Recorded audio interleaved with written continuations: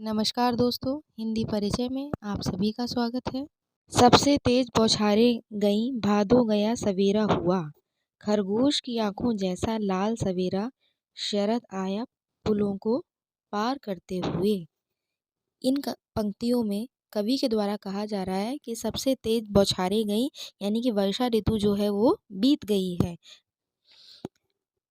यानी भादो का महीना खत्म हो गया है। सवेरा हुआ यानी कि उसके बाद की सुबह हुई है, यानी कि जो वर्षा ऋतु है वो बीत गई है। खरगोश की आंखों जैसा लाल सवेरा, और वर्षा ऋतु के बीत जाने के बाद, भादों का महीना बीत जाने के बाद खरगोश की आंखों की तरह लाल लाल सूरज निकल आया है, सवेरा हो गया है। शरद आया पुलों को पार करते हुए। शरद यानी कि जो शरद ऋतु है, या कहें कि सर्दी की ऋतु है, वो आ गई है। कैसे आ गई है? जैसे कि कोई दूर से चला आ रहा हो पुलों को पार करते हुए, अपनी नई चमकीली साइकिल तेज चलाते हुए।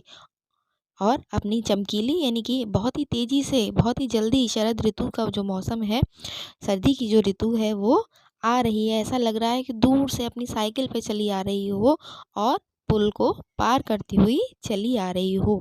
घंटी बजाते हुए जोर जोर से, घंटी बजाते हुए जोर जोर से जैसे वो चली आ रही हो, यानी कि बच्चे जैसे छोटे बच्चे, या कहें कि जो बच्चे होते हैं, वो जब अपनी नई साइकिल देखते हैं तो उसे चलाना शुरू कर देते हैं और बहुत तेज़ी से चलाते हैं।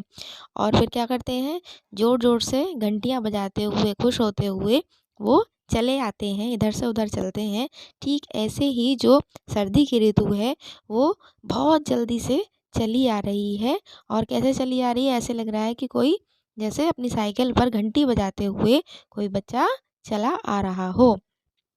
पतंग उड़ाने वाले बच्चों के झुंडों को चमकीले इशारे से बुलाते हुए, और जो बच्चे अपनी छतों पर पतंग उड़ा रहे हैं, ऐसे बच्चों को इशारा करते हुए जो शरद ऋतु है वो बुला रही है। या कहें कि जैसे कुछ बच्चे अपने घरों पर पतंग उड़ा रहे होते हैं और फिर कोई उनके दोस्त आ जाते हैं, उन्हें बुलाने के लिए इशारा करते हैं, शोर मचाते हैं। ठीक ऐसे ही जो शरद ऋतु है वो भी इशारा करते हुए छोटे छोटे बच्चों को बुला रही है। आकाश को इतना मुलायम बनाते हुए कि पतंग ऊपर उठ सके। और यानी जो शरद ऋतु है उसने आकाश को इतना मुलायम बना दिया, यानी कि शरद ऋतु में क्या होता है कि जो वातावरण होता है वो कैसा हो जाता है, आसमान जो होता है वो कैसा हो जाता है, बिल्कुल हल्की हल्की धूप वाला हो जाता है। तो यानी मुलायम बना देती है, यानी कि बिल्कुल भी जो धूप की तेजाई होती है वो क्या हो जाती है, मंद पड़ जाती है, तो मुलायम बन जाता है जो आसमान है। तो कह रहे हैं कि आकाश को इतना मुलायम बनाते हुए, यानी कि जो वातावरण है वो कैसा है, बड़ा ही अच्छा है वातावरण है, कि पतंग ऊपर उठ सके। और क्यों है? क्योंकि ताकि जो पतंग है बच्चों की, जो बच्चे जो है पतंगे उड़ा रहे हैं, वो कैसी हो सके, आसमान में ऊपर ऊंचाई से उड़ सकें, उठ सके। दुनिया की सबसे हल्की और रंगीन चीज़ उड़ सके। और दुनिया की सबसे हल्की चीज़ यानी कि पतंग, और सबसे रंगीन चीज़ यानी कि पतंग। यानी क्योंकि जो पतंगे होती हैं वो कैसी होती हैं, हल्की होती हैं और रंग बिरंगी होती हैं। यानी जो पतंगे हैं जो बच्चों के द्वारा उड़ाई जा रही हैं, हल्की हल्की रंगीन पतंगे जो हैं वो आसमान में आसानी से उड़ सकें, इसीलिए जो आसमान का मौसम है वो कैसा हो गया है, बहुत ही मुलायम हो गया है।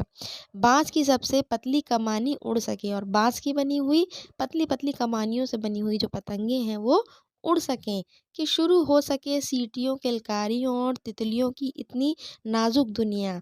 और क्यों? क्योंकि जो बच्चे हैं जब वो पतंगे उड़ाते हैं तो क्या होता है, जब पतंग ऊपर उड़ जाती है तो बच्चे क्या करते हैं, खुशी के मारे सीटियाँ बजाते हैं, किलकारियाँ मारते हैं। और जो उनकी पतंगे हैं वो कैसी लगती हैं जब दूर आसमान में उड़ती हैं, जैसे रंग बिरंगी तितलियाँ उड़ रही हों।